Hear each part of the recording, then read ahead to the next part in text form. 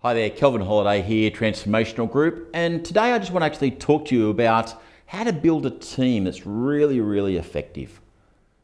I don't know about you, but quite often you'll see this little chart over here beside me that we've actually had an organisational structure where it goes, up the top here is your CEO or your organisation or your general manager, all right, and it branches down into all these other areas.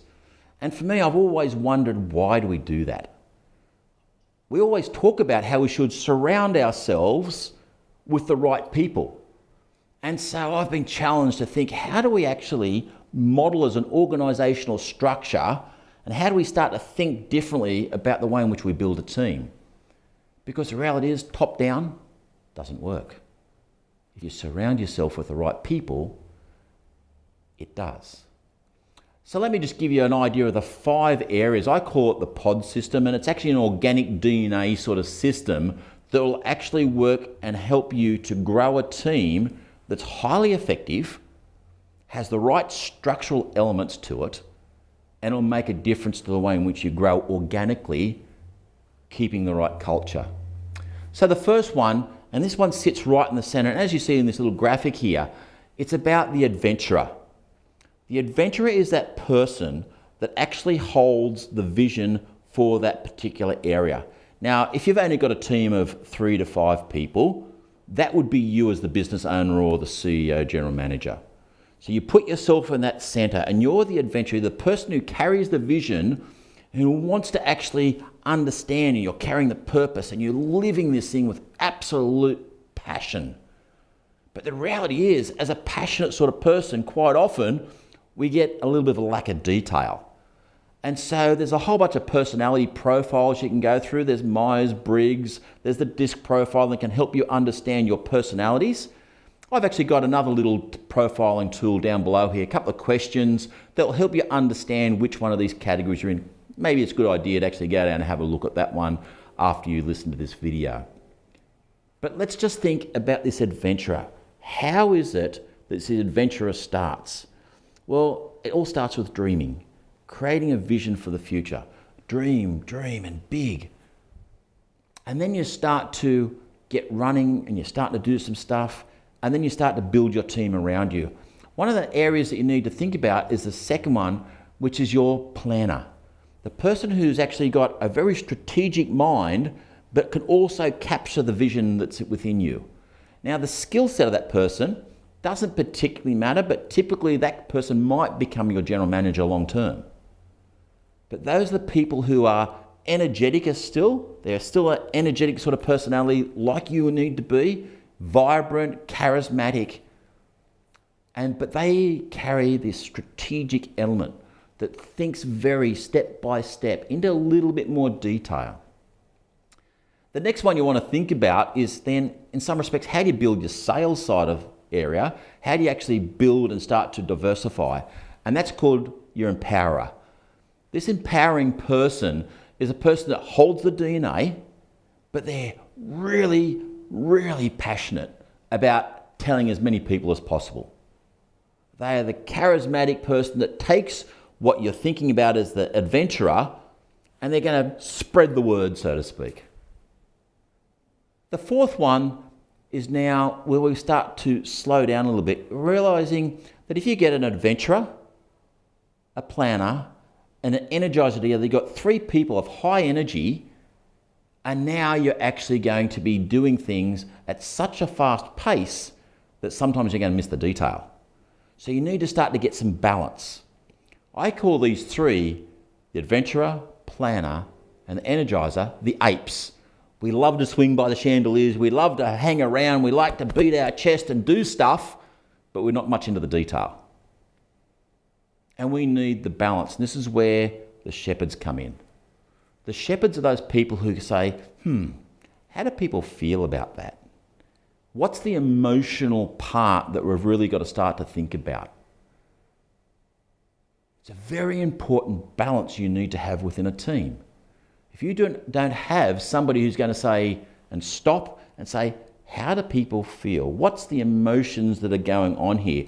How are we actually working collaboratively as a team. If you don't have that, your team will very quickly start to burn out.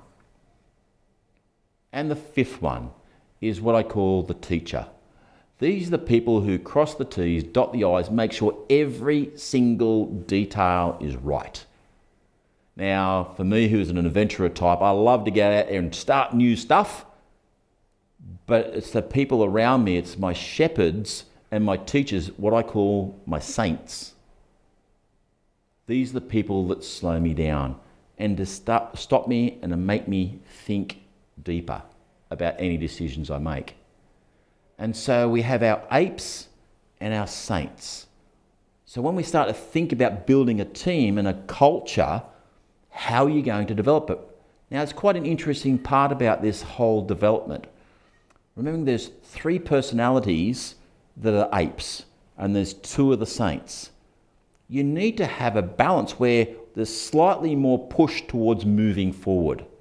If you don't have a move forward strategy, in other words, have enough energy to move forward, if you have an out of balance where your saints are having so much of a say, they all keep on saying stop, stop, stop, you'll never get anywhere. So you need to keep the momentum forward and have just that slight imbalance towards energy and moving forward. But you cannot be naive enough or arrogant enough not to listen to the saints because they have got the pearls of wisdom. Obviously, when you start to get these 2 groups of personalities, if they're a strong personality, strong leader, they are going to want to clash. And that's why this is called a pest. If we get a team running well, we all become a pest to one another. We all will create some form of tension. And it's about creating this DNA culture where we can actually have a little bit of tension, but at the same time, be in synergy and harmony. I want to say to you, there's a whole bunch of resources around this below. How do we actually get the right personalities? How do we get the right team culture? And how do we make it organically grow?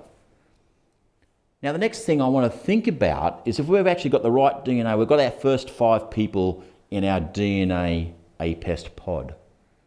How do we grow to the next one? Well, when we actually think about this pod, these are your core and your key leaders. These are people you've identified from day one are going to lead your team to the next level. And if they're not, you maybe need to replace them. Because these 5 people will eventually carry the DNA into their respective departments. Let me give you one example, and we'll go right to the middle one, the Energizer. Quite often the Energizer is your sales and marketing sort of person. Doesn't have to be, but it is a typical one when we're starting. And so what happens is, as that Energizer moves off and starts creating his circle of influences and his circle of help, that Energizer is an Energizer within the core leadership. But when they come over here, they become the adventurer. They carry the vision and the strategy to their particular pod area. And so if we take that to the next step, in that, now your Energizer has moved into an adventurer position, he needs to get another Energizer with them. And that Energizer might be now the sales manager, where your Energizer at the start, who's now an adventurer, is now more your business development manager. So as we organically grow, it will actually keep on carrying the DNA down the line and you consistently grow strongly. Culture is a big part of that, and there's a whole other set of videos and resources around how to build a team culture and how to recruit well. You'll see links to those down the bottom of this page as well. I just want to commit to you to start thinking clearly. Don't just build a team and say, oh, this is what I need and that's what I need. You need to think this through. You need to come up with the right plans and start setting some goals. Start to create an organizational profile, an organizational DNA that will work for you long term. Again, down the bottom here is a little template that will help you to understand how these pods work. And it's got the Energizer and the different roles in it. And what you do is you start to put in there the actual positions of the people that you need to be fulfilling. Making sure at all times you surround yourself with the key personality types and the drivers. Remembering skill set. Skill set is different to personality. I have actually seen many people who are business development managers who are very much a teacher type, or could be an energizer type, or could be a shepherding or a planner. It doesn't particularly matter the skill set. What is important is having the different sorts of personalities surrounding the adventurer. And then as well, you actually make sure you've got the core skills to make sure that that pod is going to move forward. I hope that's been helpful to you. Look through the resources. Love to hear some comments and feedback. This site is going to continue to grow with more and more resources over time. So please come back and visit every now and again. Every now and again, we'll actually send you a little video and a little email with any updates that's coming. Go out there, transform the way in which you build your team, and live an awesome life.